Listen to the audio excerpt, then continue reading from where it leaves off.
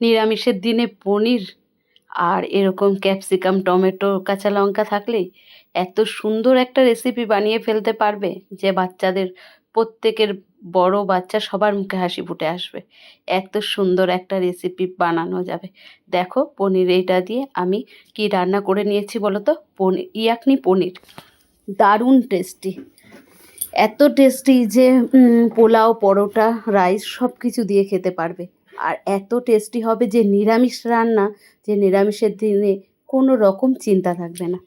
এত টেস্টি, এত tasty tasty হবে। দেখো তার জন্য আমি প্রথমেই কী করে নিচ্ছি, একটা মশলা বানিয়ে নিচ্ছি। মশলাতে প্রথমেই কী দিয়েছি, শুকনো লঙ্কা 2-3টে দিয়েছি, তার সঙ্গে গোলমরিচ দিয়েছি 5-7টা, আর দিয়ে নিয়েছি 4টে এলাচ, আর জিরে, মৌরি, লবঙ্গ, এগুলো সব দিয়ে যতক্ষণ না একটা ভাজা সুন্দর গন্ধ বেরোবে ততক্ষণ একটু ভাজা করে নিয়ে তারপরে আমি মিক্সির জারে দিয়ে এটা গুঁড়ো করে নেবো। দেখো আমি একটু নাবিয়ে নিয়েছি, নাবিয়ে নিয়ে ঠান্ডা করে নিচ্ছি। ঠান্ডা না করে তো গুঁড়ো করা যায় না। এদিকে কড়াইতে তেল দিয়ে দিয়েছি, তেল দিইনি, ঘি দিয়ে দিয়েছি। ঘিটা একটু গলে এসছে, আর এই রান্নাটা পুরোটাই ঘিয়ে হবে। ঘি যারা খেতে পারে না তারা তেলেও করতে পারে, কোনো অসুবিধা হবে না, খারাপ লাগে না। দেখো আমি তেলে এই ঘিয়ের মধ্যে পনিরটা দিয়ে দিয়েছি। পনিরটা দিয়ে ভালো করে নাড়াচাড়া করে একটু পনিরটা ভাজা ভাজা করে নেবো, ঠিক আছে। পনিরটা ভাজা ভাজা হতে হতে হতে আমি দেখো এদিকে কী করছি, এই মশলাটা গুঁড়ো করে নিয়ে মানে ভেজে নিয়েছিলাম, ওটা ঠান্ডা হয়ে গেছে। এখন আমি মশলাটা গুঁড়ো করে নেবো। আর গুঁড়ো যখন মশলাটা করবে তখন একটা জিনিস মাথায় রাখবে, এই মশলাটা কিন্তু পুরো গুঁড়ো হবে না, একটু আধ ভাঙা মতো গুঁড়ো করবে, তাহলে টেস্টটা অনেক বেশি হবে। দেখো গুঁড়ো করে নিয়েছি, গুঁড়ো করে নিয়ে আমি মশলাটা সাইডে একটু রেখে নিচ্ছি। দেখো আধ ভাঙা মতো গুঁড়ো হয়েছে, পুরো মিহি গুঁড়ো করিনি, ঠিক আছে। এদিকে পনির ভাজা হচ্ছে, আর একদিকে আরেকটা মশলা করে নিচ্ছি। এই পনিরটাতে বেশি তেমন কিচ্ছু মশলা লাগবে না। দেখো আমি বেশ খানিকটা কাজু বাদাম নিয়ে নিয়েছি, যেটা আমি ভিজিয়ে রেখেছিলাম, আর তার সঙ্গে কিছুটা কাঁচা পনির দিয়ে একটা সুন্দর হালকা মানে পেস্ট করে নেবো। দেখো কি সুন্দর একটা পেস্ট হয়ে গেছে, ঘন ঘন ক্রিমি ক্রিমি। এই পেস্টটা দিয়েই আমি রান্নাটা করব। এদিকে দেখো আমার পনিরটা ভাজা হয়ে গেছে। পনিরটা ভাজা হয়ে গেছে, এখন আমি কি করব জানো, পনিরটার মধ্যে জল দিয়ে দেবো। গরম পনিরটার মধ্যে, ভাজা পনিরটার মধ্যে জল আর নুন দিয়ে দেবে। অনেকেই বলো না যে পনিরটা শক্ত হয়ে যায়, ভালো লাগে না, শক্ত লাগে। এইভাবে পনিরটা জল দিয়ে, গ্যাস বন্ধ করা কিন্তু, এইভাবে পনিরের জল দিয়ে আলাদা করে রেখে দেবে, দেখবে দারুণ নরম হয়। এদিকে কড়াইতে আমি ঘি দিয়ে নিয়েছি, 2 চামচ মতো ঘি দিয়ে নিয়ে, বড় চামচের 2 চামচ ঘি দিয়েছি, দিয়ে নিয়ে একটা কাঁচা লঙ্কা সোমবার দিয়েছি আর তেজপাতা, আর কোনো কিছু সোমবারও দিতে হবে না। খুবই অল্প মশলাতে এত দারুণ টেস্টি একটা রান্না, না কি বলবো। আর তার মধ্যে দিয়ে দিয়েছি একটা সামান্য একটু আদা বাটা। এই আদা বাটাটা দিয়ে আমি পুরো রান্নাটা করে নেব। দেখো আদা বাটা দিয়েছি, আদা বাটা দিয়ে একটু নাড়াচাড়া করেই আমি এর মধ্যে দিয়ে দেবো হলো সেই মশলাটা। কোন মশলাটা বলো তো, এই এক্ষুনি করে নিয়েছিলাম না পনির আর ইসে দিয়ে, কাজু বাদাম দিয়ে, সেই মশলাটা। দেখো ওই মশলাটা দিয়ে দিয়েছি, আর একটু আমি মিক্সিটার বাটিটা ধুয়ে একটু জল দিয়ে দেবো, কারণ কাজু বাদাম তো। আর এই মশলাটা দেওয়ার পরে সমানে নাড়তে থাকবে, না হলে এটা লেগে যাবে। কাঁচা কাজু বাদাম কড়াইতে দেওয়ার সাথে সাথে কিন্তু লেগে যায়। তাহলে দেখো এবারে আমি একটুখানি জল নিয়ে মিক্সির বাটিতে ওই জলটা একটু দিয়ে দেবো, তাহলে সুন্দর করে পেস্টটা নাড়াচাড়া দিলে পেস্টটা সুন্দর করে হবে।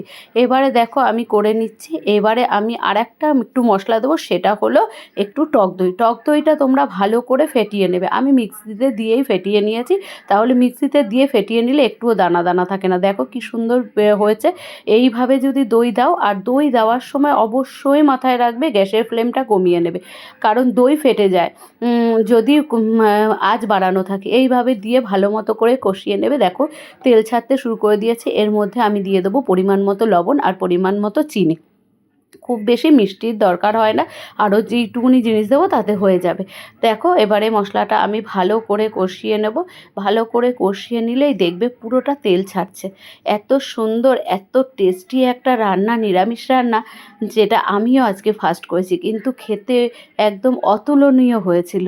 দেখো আমি এখন ওই মশলাটা দিয়ে দেবো, ওই ভাজা মশলাটা। দেখেছো তো, প্রথমে আমি একটা ভাজা মশলা করে নিয়েছিলাম, সেই ভাজা মশলাটা দিয়ে দিলাম। ভাজা মশলাটা দিয়েই এর মধ্যে দিয়ে দেবো আমি এই ভেজে রাখা পনিরটা। দেখো আমি জল থেকে তুলে নিয়েছি, জল থেকে তুলে নিয়ে এখন পনিরটা আমি দিয়ে দেবো।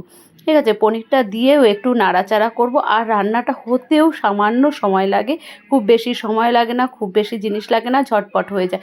দেখো হয়ে গেছে। এদিকে আমি ক্যাপসিকাম নিয়েছি আর টমেটো আর কাঁচা লঙ্কা আর জুলিয়ান করে আদা কেটে আমি ওইদিকে একটুখানি কড়াইতে হালকা করে নাড়াচাড়া করে নেবো। একটু হালকা তেল দেবে, দিয়ে একটু নাড়াচাড়া, মানে শুধু একটু হালকা নাড়াচাড়া করে টচ করে এই দিয়ে দিতে পারবে। ওটা ভাজা টাজার কোনো ব্যাপার না, হালকা একটু নুন দিয়ে টচ করে নেবে, তাহলে খুব ভালো হবে। দেখো আমি ওখানে হালকা নুন দিয়ে এটা একটু টচ করে নিচ্ছি, করে নিয়েই আমি দিয়ে দেবো পনিরের উপরে এই ভাজাটা। এই ভাজাটা যদি দাও ইয়াকনি পোলাও পনিরের টেস্ট আরও দ্বিগুণ বেড়ে যাবে। দেখো একটুখানি টচ করেই আমি এটার মধ্যে দিয়ে দিচ্ছি ক্যাপসিকাম। আমি এখানে টমেটো ক্যাপসিকামের সঙ্গে না একটা রেড ক্যাপসিকামও দিয়েছি। দেখো কালারটা দেখতে এত সুন্দর লাগছে যে কি বলবো। এইবারে দেখো আমার হয়েই গেছে রান্নাটা, আর খুব বেশি জিনিসও দিতে হবে না। দেখো তেল ছাড়া শুরু করে দিয়েছে। এইবারে আমি এর মধ্যে দিয়ে দেবো আর একটু কী বলো তো, দাঁড়াও দেখাচ্ছি তোমাদের, দিয়ে দেবো হলো একটু ঘরে রাখা ক্রিম, ফ্রেশ ক্রিম দেবে, খুব বেশি দেওয়ার দরকার নেই। এখানে আমি 1 থেকে 1.5 চামচ মতো দিয়েছি। দিয়ে একটু নাড়াচাড়া করে নেবো, কারণ দেখো আমার পনির এখানে কিন্তু রেডি হয়ে গেছে।